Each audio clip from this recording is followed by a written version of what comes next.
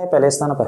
नमस्कार दोस्तों, आप सभी का अभिनंदन और बहुत बहुत स्वागत है आपके अपने YouTube चैनल देवेंद्र क्लासेस में। चर्चा करते हैं current affairs, special Uttar Pradesh current affairs की क्लास है। ये दूसरी क्लास है, पहली क्लास आपको मिल गई होगी और ये दूसरी क्लास भी आपको मिल जाएगी। एक और क्लास बनाएंगे और एक क्लासों में बनाऊंगा। इसके बाद 3 क्लासों में पूरा उत्तर प्रदेश का करंट अफेयर्स का पूरा निचोड़ आपको दे दिया जाएगा। इससे बाहर क्वेश्चन आपका जाएगा नहीं, ये पक्का गारंटी है। इस बात को नोट कर लो स्वर्णिम अक्षरों में आप, ठीक है। तो करंट अफेयर्स की चर्चा करते हैं उत्तर प्रदेश में, है ना। इंडिया की नहीं है, यूपी की करंट अफेयर्स है। तो देखो, पहला पॉइंट है उत्तर प्रदेश का पहला जल विश्वविद्यालय। भैया पानी को लेकर के यूनिवर्सिटी बनाई जा रही है ना। अब बनानी पड़ेगी, क्या करें, जनता के लिए बताना पड़ेगा पानी के लेकर के, पानी का क्या महत्व है, इम्पोर्टेंस है नागरिक जीवन में, किसी के भी जीवन में, व्यक्ति में, है ना। तो उत्तर प्रदेश का पहला जल विश्वविद्यालय हमीरपुर में बनाया जाएगा, हमीरपुर जिले में, जो कि हमीरपुर काय में स्थित है, बुंदेलखंड वाले हिस्से में स्थित है हमीरपुर, है ना। महोबा का पड़ोसी है, इसके बगल में कौन सा जिला है, महोबा भी है। जो दोनों किस में आते हैं, बुंदेलखंड में, है ना। लिख लेना, पहला जल विश्वविद्यालय, पानी की समस्या को देखते हुए जल विश्वविद्यालय पहला बनाया जाएगा। अगला है दिव्य कला मेला, ये दिव्यांगों से संबंधित है। दिव्यांगों के उत्पादों के लिए ये एक मेला शुरू किया गया है। तो ये कहाँ पे लगा था, वाराणसी में, सितंबर 2022 में, माफ कीजिए सितंबर 2023 में वाराणसी में आयोजित हुआ था, है ना। दिव्य कला मेला, दिव्यांगों के उत्पादों से संबंधित। 22 सितंबर को 20वां राष्ट्रीय पुस्तक मेला लखनऊ में आयोजित हुआ, राजधानी में। राष्ट्रीय पुस्तक मेला है, इस वजह से इंपॉर्टेंट है, ये पूरे भारत के स्तर का होगा, है ना। राष्ट्रीय पुस्तक मेला कहाँ पे लगा भैया, लखनऊ में, कंप्यूटर जी। राष्ट्रीय पुस्तक मेला 20वां, है ना, 22 सितंबर को। अगला है उत्तर प्रदेश और उत्तराखंड, इन दोनों राज्यों के मध्य में, यूपी और उत्तराखंड के बीच के मध्य समुद्री जहाज नामक योजना के तहत परिवहन सेवा शुरू की जाएगी। कौन सी सेवा, परिवहन सेवा।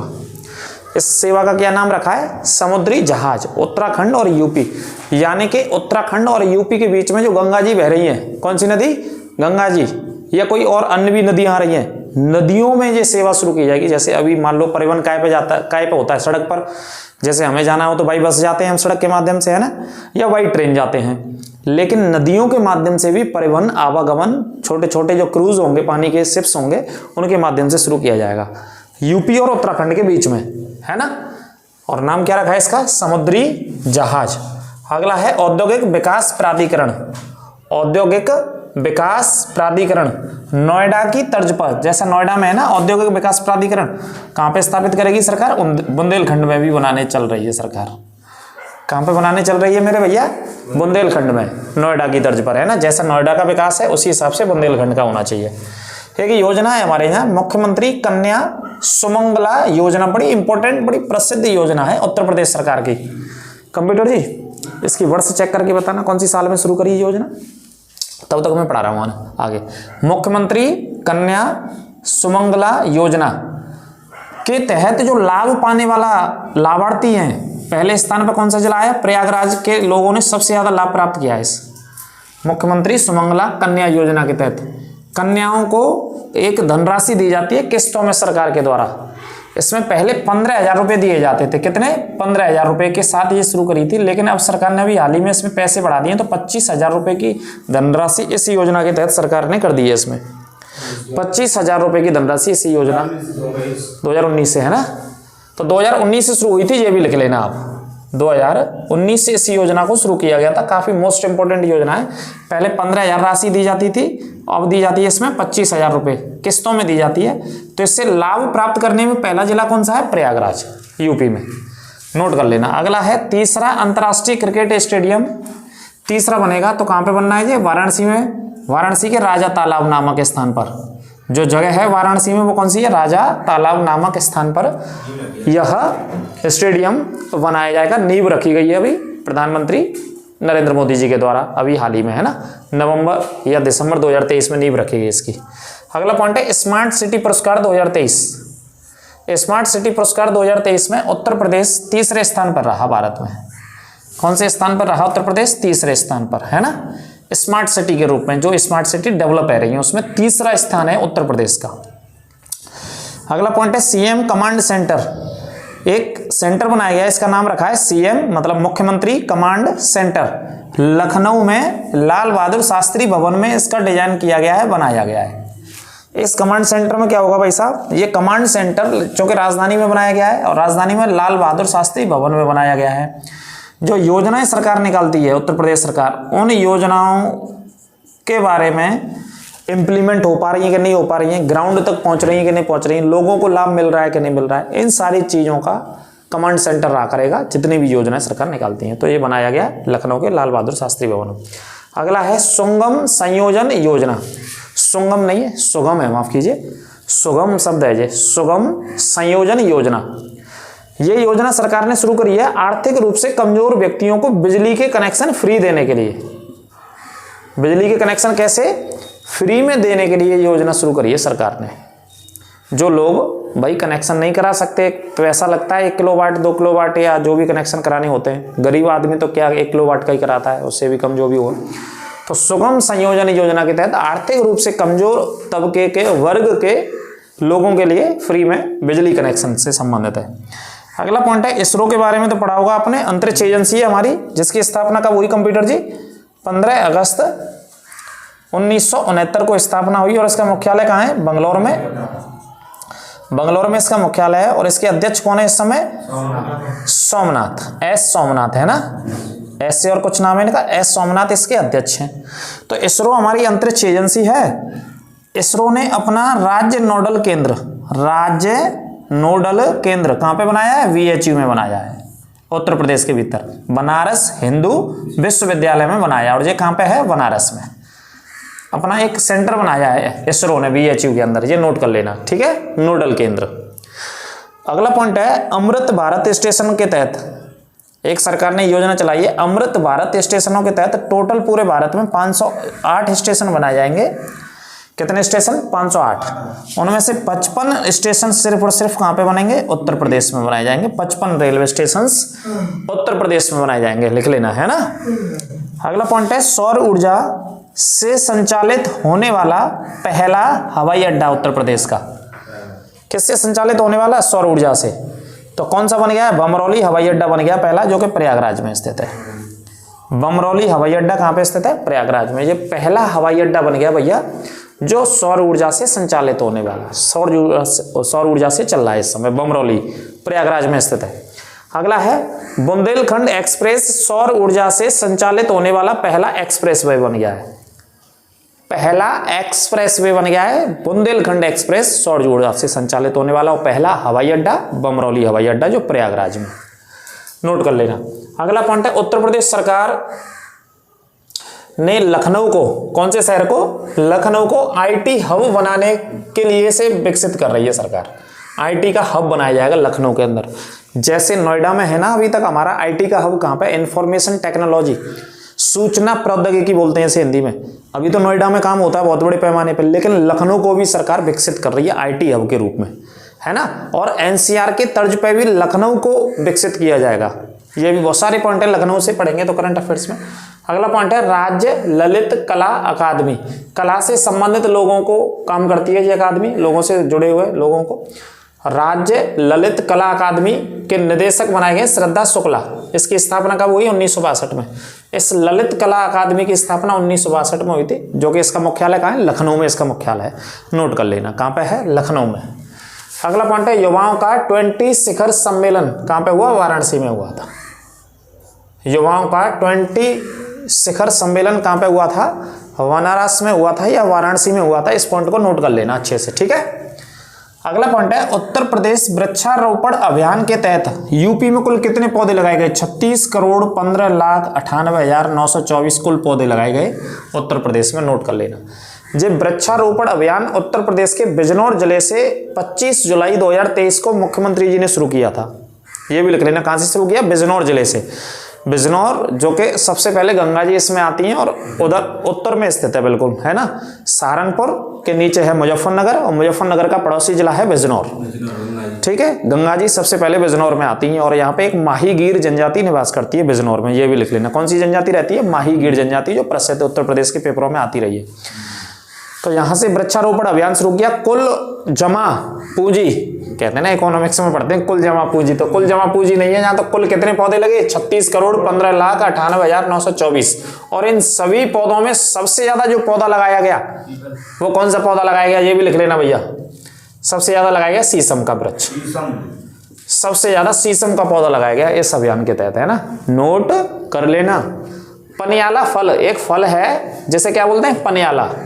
तो ये पनियाला फल कहाँ पे प्रसिद्ध है, गोरखपुर में। इसको क्या दिया गया अभी हाल ही में, जीआई टैग दिया गया, नोट कर लेना। पनियाला फल गोरखपुर का बहुत प्रसिद्ध फल है जिसे जीआई टैग दिया है सरकार ने। आगरा के किसको जीआई टैग दिया गया है, जूते को। आगरा का भाई जूता बहुत प्रसिद्ध है आगरा का। आगरा से बहुत सारी फैक्ट्रियां हैं, आगरा के भीतर बहुत बड़ा इंडस्ट्रियल क्षेत्र है जो कि जूते का बहुत बड़ा काम होता है, औद्योगिक क्षेत्र है जूते का। बहुत बड़े पैमाने पर लोगों को रोजगार भी इसी से मिलता है। तो इसको जीआई टैग अभी हाल ही में दिया गया है ना। किसको दिया गया जीआई टैग, आगरा के जूते को जीआई टैग दिया गया है, ये भी नोट कर लेना। जलेसर को भी, जलेसर धातु शिल्प को भी क्या दिया गया, जीआई टैग। और जलेसर कौन से जिले में आता है, एटा जिले में आता है, ठीक है, एटा लिख लेना। जलेसर धातु शिल्प को, देखो जलेसर में जो जीआई टैग दिया गया वो किसको दिया गया है, किस चीज को दिया गया कंप्यूटर जी। इसे तो देखो वैसे पेपर में धातु शिल्प लिखा रहता है लेकिन जैसे पशु होते हैं ना हमारे, तो पशुओं की नार में वो बांधते हैं ना हम, क्या बांधते हैं, जो घंटी होती है ना, और बहुत सारी चीजें होती है मतलब उसी में। वैसे घंटी आप याद रखो, घुंघरू और घंटी, हाँ घुंघरू और घंटी यही सबसे ज्यादा जलेसर में बनते हैं, इन्हीं को जीआई टैग दिया गया है, ठीक है। और कौन से जिले में आता है ये, एटा में। ई ऑफिस सिस्टम लागू करने वाला यूपी का पहला जिला, तो यूपी का पहला जिला कौन सा, कन्नौज। ई ऑफिस मतलब इलेक्ट्रॉनिक ऑफिस है ना, डिजिटल ई ऑफिस, ई सिस्टम ऑफिस लागू किया है सबसे पहले कन्नौज ने। सरकार ने कहा है $1 ट्रिलियन की अर्थव्यवस्था, कितनी ट्रिलियन, $1 ट्रिलियन की अर्थव्यवस्था उत्तर प्रदेश की अर्थव्यवस्था कब तक बनाएंगे हम, 2027 तक, ये लक्ष्य रखा है। 2027 तक अर्थव्यवस्था को ले जाएंगे इतने $1 ट्रिलियन तक, ठीक है, ये लिख लेना, नोट कर लेना। अगला है सबसे ज्यादा सारस अभी पाए गए हैं, कहाँ पे पाए गए हैं, इटावा जिले में। और सारस क्या है, हमारा राजकीय पशु भी है, यूपी का क्या है ये, राजकीय पशु। अभी काउंटिंग हुई थी, गिनती हुई थी सारसों की कि उत्तर प्रदेश में कितने सारस या कौन से जिले में, तो सबसे ज्यादा सारस कहाँ पे पाए गए, इटावा में, 3224 है। अच्छा तो कंप्यूटर जी हमारे बता रहे हैं 3280 है इटावा में, ये इतने 30 हो गई है, 3280 सारसों की संख्या है, जो कि सबसे ज्यादा कहां पे गिनती की गई है कि इटावा जिले में, नोट कर लेना है ना। अगला पॉइंट है गीता प्रेस को 2021 का, लेकिन 23 में दिया गया है ये। गीता प्रेस को 2021 का गांधी शांति पुरस्कार दिया गया है, महात्मा गांधी शांति पुरस्कार, महात्मा गांधी शांति पुरस्कार दिया गया है। किसको दिया गया, गीता प्रेस को। कौन सी साल का, 2021 का दिया गया, अच्छे से लिख लेना, गलत मत कर देना, 2021 का। लेकिन दिया कब गया है, 2023 में दिया गया है। 21 का पुरस्कार है गीता प्रेस। और गीता प्रेस कहां पे स्थित है भाई साहब, गोरखपुर में। और गीता प्रेस की स्थापना कब हुई, 1923 में। गीता प्रेस किससे संबंधित है, विश्व भर में धार्मिक ग्रंथों को छापती है सब गीता प्रेस, बहुत बड़ी है, बहुत तगड़ी है। सुंदरकांड है, रामचरितमानस है, श्री रामायण जी हैं, वाल्मीकि जी रामायण जी हैं, तुलसी की रामायण जी हैं, रामचरितमानस है, जितने भी ग्रंथ हैं, श्रीमद् भागवत गीता है, वेद हैं, सब छपते हैं यहाँ पे, और यहीं से छपके पूरे भारत में अथवा विश्व में जाते हैं, ठीक है। तो महात्मा गांधी के नाम से ये पुरस्कार दिया जाता है, महात्मा गांधी शांति पुरस्कार गीता प्रेस को दिया गया है, जो कि गोरखपुर में स्थित है, जिसकी स्थापना 1923 में हुई थी। और महात्मा गांधी शांति पुरस्कार की स्थापना 1995 में हो रखी थी, 1995 से चला ये पुरस्कार, नोट कर लेना। चावल निर्यात परिषद, चावल का निर्यात करने के लिए एक सेंटर बनाया गया बहुत बड़ा, चावल निर्यात परिषद मतलब राइस एक्सपोर्ट काउंसिल, इंग्लिश में बोलेंगे तो राइस एक्सपोर्ट काउंसिल, हिंदी में चावल निर्यात परिषद। कहां पे स्थापित की गई है, बरेली में। और कौन से चावल के निर्यात को बढ़ावा देने के लिए, बासमती, अरे वाह, बासमती चावल के निर्यात को बढ़ावा देने के लिए, नोट कर लेना। कौन से चावल को, बासमती। कितना रुपया किलो आ रहा है भैया, 120 रुपए किलो आ रहा है भैया जी, 1 किलो 120 का, कितने का आ रहा है, 120 रुपए किलो है ना। तो भैया बासमती चावल ये हमारी रेट है नॉर्थ इंडिया की, नॉर्थ इंडिया, ऊपर नीचे भी हो सकता है कुछ भैया, है ना। 1 किलो 120 रुपए में आ रहा है। बासमती चावल के एक्सपोर्ट को बढ़ावा देने के लिए बरेली में एक सेंटर सरकार ने बनाया है। मेरा माटी मेरा देश, अपने गांव गांव से, शहर शहरों से माटी को इकट्ठा किया था, एक अभियान चलाता है ना, मिट्टी को इकट्ठा करके। मेरा माटी मेरा देश कब शुरू किया सरकार ने? 30 जुलाई 2023 को शुरू किया था भाई साहब, ये अभियान नोट कर लेना इसको। अगला पॉइंट है, उत्तर प्रदेश में बाघों की संख्या, तो कितनी हो गई है बाघों की संख्या उत्तर प्रदेश में? मेरा माटी मेरा अभियान, मेरा माटी मेरा देश अभियान 30 जुलाई 2023। देख लो कंप्यूटर से, चेक करो एक बार डेट, चेक कर लिया? दिखा ना? नहीं, एक सेकंड, अब इसकी एक सेकंड डेट चेक कर लेते हैं भैया। मेरा माटी मेरा अभियान,